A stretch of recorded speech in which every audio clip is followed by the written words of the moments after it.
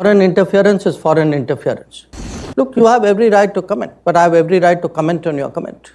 So don't feel bad when I do. The US. What Americans and Indians will do, कि at top level they will keep cooperating, engaging, but at lower level they will keep confronting.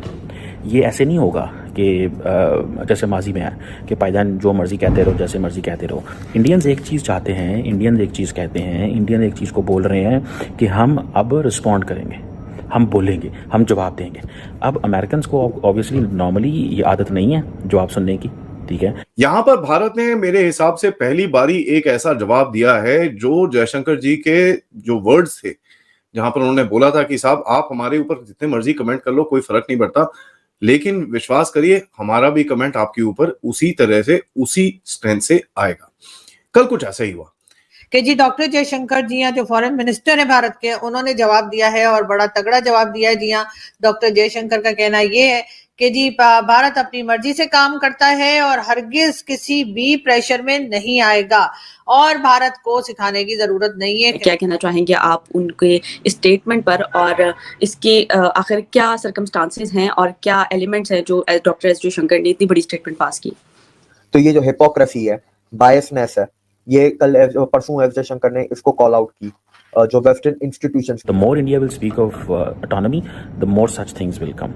And at the same time, देखें, the question is India क्या कह रहा है? India कह रहा है कि हमारी जो democracy है, do not measure it as a liberal democracy. This is not a liberal democracy. The democracy in India has its own cultural, civilizational, historical, regional characteristics.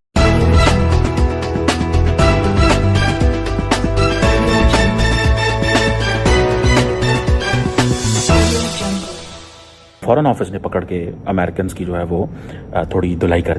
The question is कि ये इस चीज़ से वो अमेरिकन कह रहे हैं कि इंडिया के अंदर जो डेमोक्रेसी है दैट इज़ बीइंग कम्प्रोमाइज्ड. अच्छा, इंडिया के अंदर ये जो डेमोक्रेसी है वो कम्प्रोमाइज़ हो रही है. अब ये चीज़ जब हुई है तो इंडियंस उठ खड़े हुए हैं. सो मुझे ऐसे लग रहा है कि आइंदा आने वाले दिनों के अंदर अब इंडिया बात कर रहा है स्ट्रेटेजिक इकोनॉमी की. जब the more India will talk of strategic economy, the more such reports will come. ऐसी रिपोर्ट्स आएंगी, ठीक है जी. और जब ये रिलीजियस फ्रीडम जो कि जब रिपोर्ट्स आएंगी तो वो जाहिर बात है मुश्किल पैदा होगी इंडियंस और अमेरिकन की. मुझे ये लग रहा है what American and Indians will do कि at top level they will keep cooperating, engaging, but at lower level they will keep confronting. ये ऐसे नहीं होगा कि जैसे माजी में है कि भाईजान जो मर्जी कहते रहो, जैसे मर्जी कहते रहो. इंडियंस एक चीज़ चाहते हैं, इंडियंस एक चीज़ कहते हैं, इंडियन एक चीज़ को बोल रहे हैं कि हम अब रिस्पॉन्ड करेंगे, हम बोलेंगे, हम जवाब देंगे.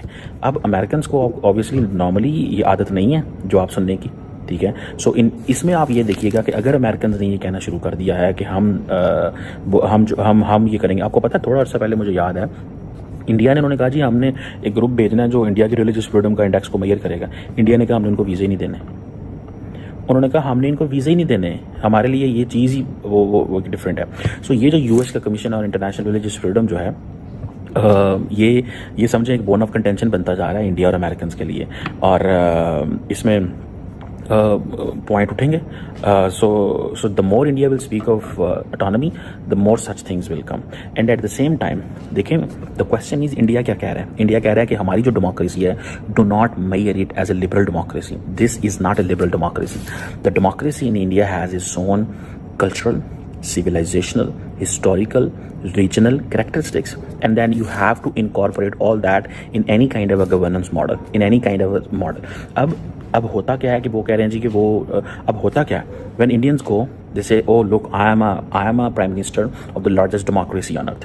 अब जब when India talks about country from a largest democracy on earth, India इसके ऊपर बात करता है. जब इंडिया बात करता है वो कहते हैं अच्छा आप सबसे बड़ी डेमोक्रेसी से आए हैं, आपको सारे आंखों में बैठाते हैं. लेकिन द पॉइंट हियर इज कि इंडिया जो है वो जब वो जो डेमोक्रेसी के इंडिकेटर्स मेजर करते हैं तो it is not at par with the secular democracy.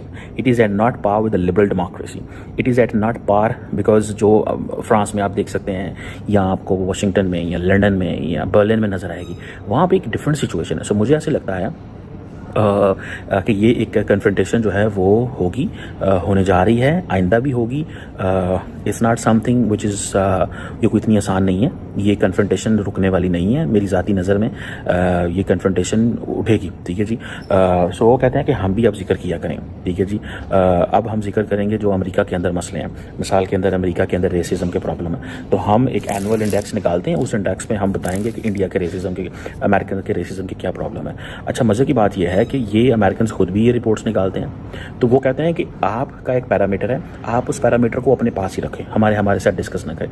अब इंडिया अनॉयड हो रहा है, लेकिन अमेरिकन पीछे नहीं हटेंगे, ठीक है। देखें अब होता क्या है कि अमेरिकन जो हैं वो सऊदी अरब की रिलीजियस फ्रीडम को भी मेजर करते हैं, वो पाकिस्तान की रिलीजियस फ्रीडम को भी मेजर करते हैं, वो दुनिया के हर मुल्क की रिलीजियस फ्रीडम को मेजर करते हैं। जब वो उसको मेजर करते हैं तो then they come to know and they realise हो ए तो पाइन गाली को नहीं है, इतने तो प्रॉब्लम है, ठीक है। सो उनको जो चीज़ नज़र आ रही है, अब पाकिस्तान जैसे मुल्क या सऊदी अरब जैसे मुल्कों ने क्या किया है उसका, कि वो इतनी देर से वो रिलीजियस फ्रीडम को इंडेक्स को मेजर कर रहे हैं, और हर साल सऊदी अरब और पाकिस्तान उसको रिजेक्ट कर देता है कि बात ही ख़त्म हो जाती, किसी को लगता ही नहीं है। सो इंडिया का क्या है कि इंडिया के साथ जो लेवल ऑफ कोऑपरेशन, जो लेवल ऑफ रिलेशनशिप जो एक नज़र आ रहा है आपको अमेरिका का, इंडियंस थोड़ा सोचते हैं कि यार ये आप क्या कर रहे हैं। हम जाते हैं तो आप जफियाँ डालते हैं, हमें विल्मिंगटन डेलावेयर में अपने घर में बुलाते हैं, हम क्वाड के पार्टनर हैं, हम तुम्हारे लिए बहुत अच्छे हैं, नाल ही तुसी जरा साढ़े ते प्रेशर पाने से एक रिपोर्ट जारी कर देंगे हो।